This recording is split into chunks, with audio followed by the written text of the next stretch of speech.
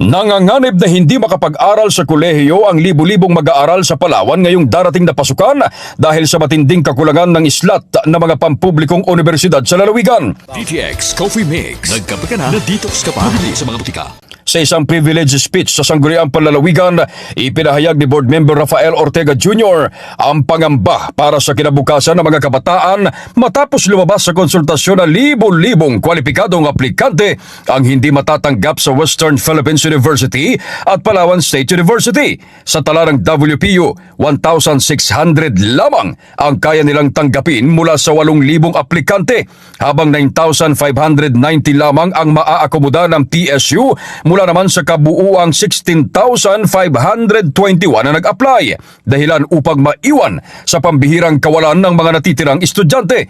Hindi naman kagustuhan ng pamunuan ng mga universidad ang limitadong pagtanggap, kundi bunsod raw ito ng quota system dahil sa kakulangan ng mga guro. Nakatalik kasi ang kamay ng WPU at PSU sa Joint Circular No. 1 Series of 2005 na inilabas ng Civil Service Commission, Commission on Audit at Department of Budget and Management.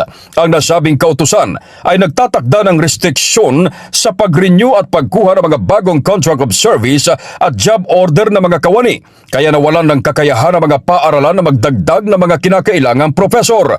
Bunsod ng krisis na ito, kinwestiyon kung saan pupunta ang mga kabataang Palawenyo, lalo na ang mga nasa laylayan na walang kakayahang magbayad sa mga pribadong universidad. Bagamat may umiiral na scholarship program ang lalawigan, nasa 1,800 na estudyante lamang ang kaya nitong tustusan at hindi ito sasapat para sa kabuuang bilang ng mga maiiwan. Dahil dito, formal lang hiniling sa kapulungan na mailipat ang usapin sa tamang komite ng Sangguniang Panlalawigan upang ipatawag ang pamunuan ng WPU at PSU at mga asosasyon ng pribadong paaralan para makabuo ng agarang solusyon sa problemang kinakaharap din ng buong bansa.